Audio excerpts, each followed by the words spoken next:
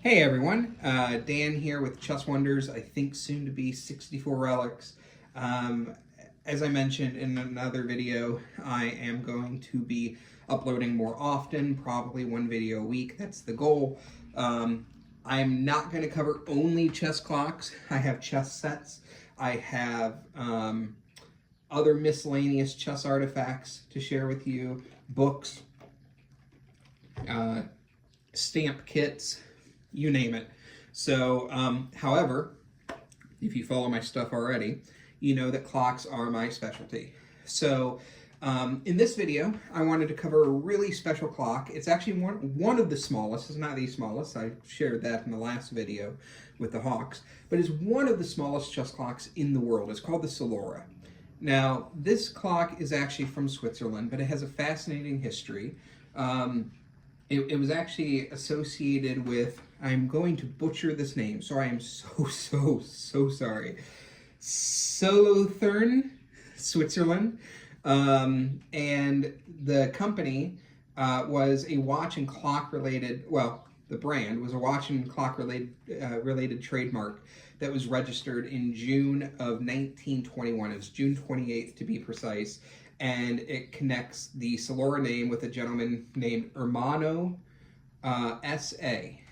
So, we actually have a person that it connects to now. I actually don't really know anything about Hermano. Give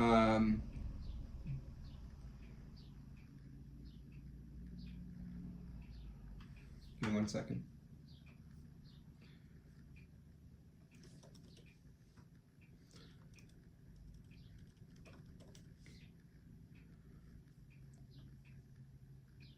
There we go. Sorry, I was having a bit of a technical issue there. Anywho,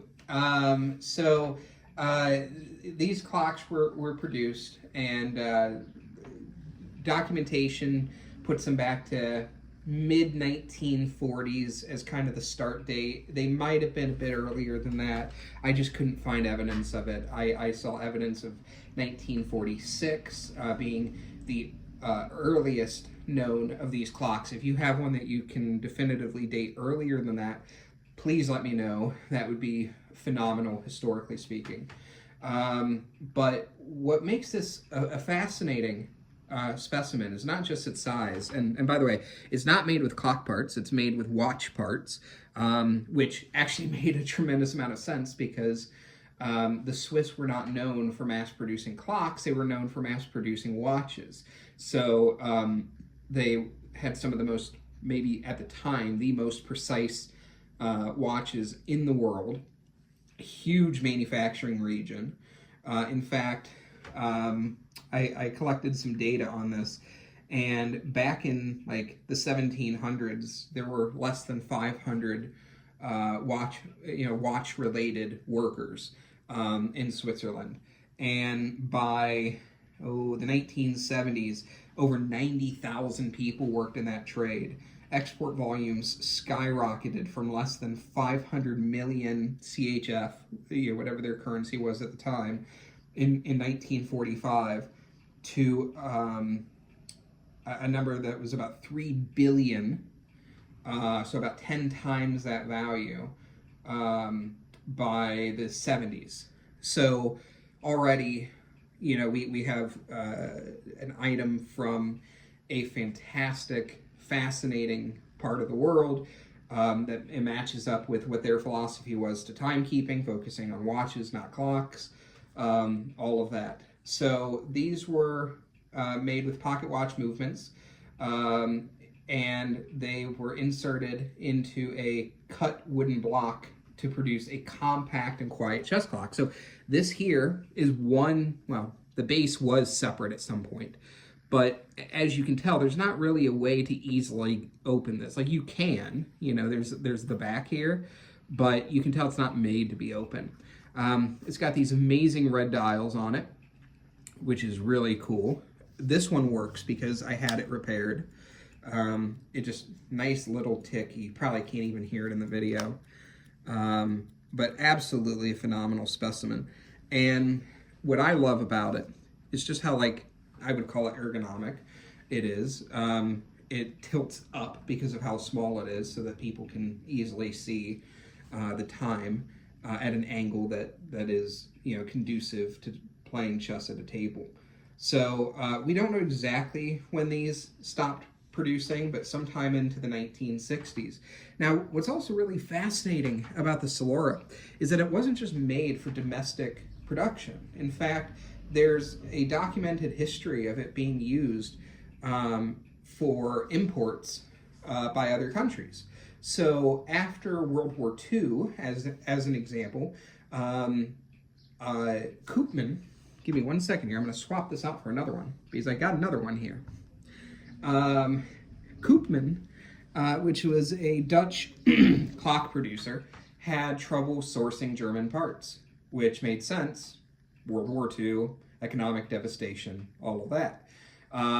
And what ended up happening was they, let me see if I can find it. Give me 1 second here. I've got my note. Don't leave me. Wait, there it is. Yeah. So, basically, after World War II, and actually I think also during part of World War II, Switzerland served as an exporter to the Netherlands. And there's actually really good evidence of this. On the bottom here, you can see this, this stamp, and it actually says H. Koopman, and it says something, and then door direct, and then guarantee. It's got like the warranty date. So this was one made specifically for sending to the Netherlands. Now, what's really interesting about this also is that it wasn't just sold to the Netherlands. It was sold extensively to the United States for a short window of time. I found multiple documented examples in. Give me 1 second. I'm trying to find it. Oh, yeah. Sorry, give me 1 second. I should have been more organized today. My apologies. So I found multiple documented examples in Chess Life of the Solora being sold. One price was $17.95, which included federal income tax. They said, "At last, a thoroughly dependable chess clock with famous Swiss mechanical movements at a price you can afford to pay. Light, compact, easy to carry around tournaments. Overall size, 5 5/16 of an inch by 4 inches by 2 1/4 inches. It talks about the dial diameter. It mentions that it's tilted at a slight angle for easier reading of time during play.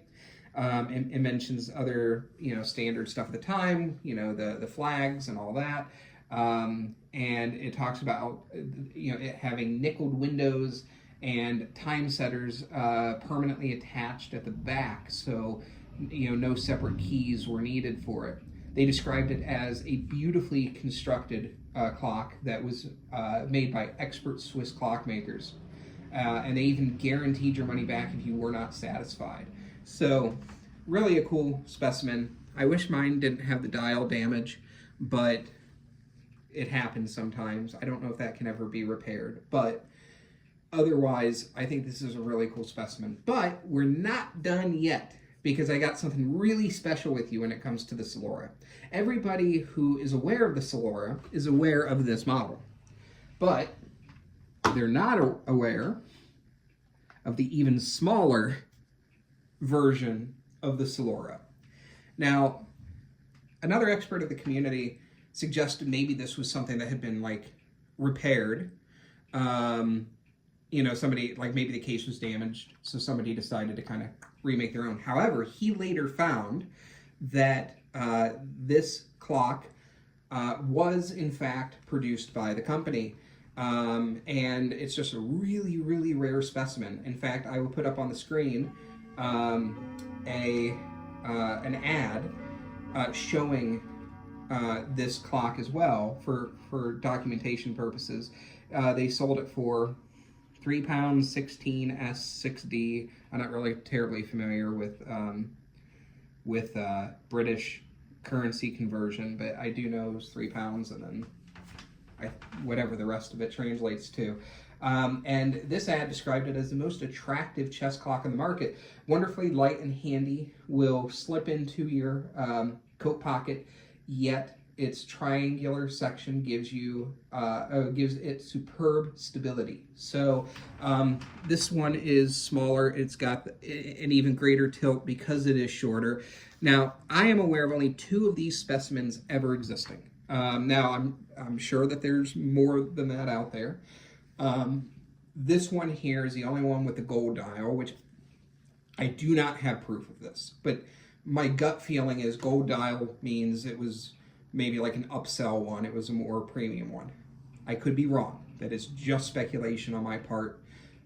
People might correct me on that, and I'm totally like open to the possibility of being wrong there.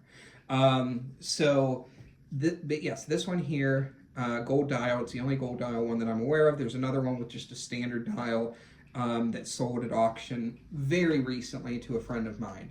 And just for perspective, I'll put the 2, not sure how well you can see that,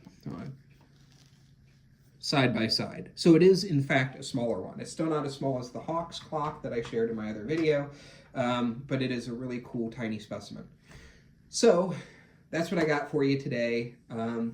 As always, if you're not following me, please follow me, smash that like button, and I'm looking forward to sharing with you more of my collection as we learn more about these amazing clocks and other chess artifacts. Oh, I am so sorry. I need to add in one quick thing. It completely slipped my mind because I did make a note of something here. This was not just for casual play. This clock actually was used in tournaments. So the World Chess Hall of Fame identified a 1963 Swiss-made Solora as a favorite USCF tournament for USCF tournament players in the 50s and 60s, but also it was used in the 1963 Piatigorsky Cup. So yes, I did mean to include that. I completely forgot. My apologies. Anyways, that's what I got for you today. Thank you so much. Have a great day.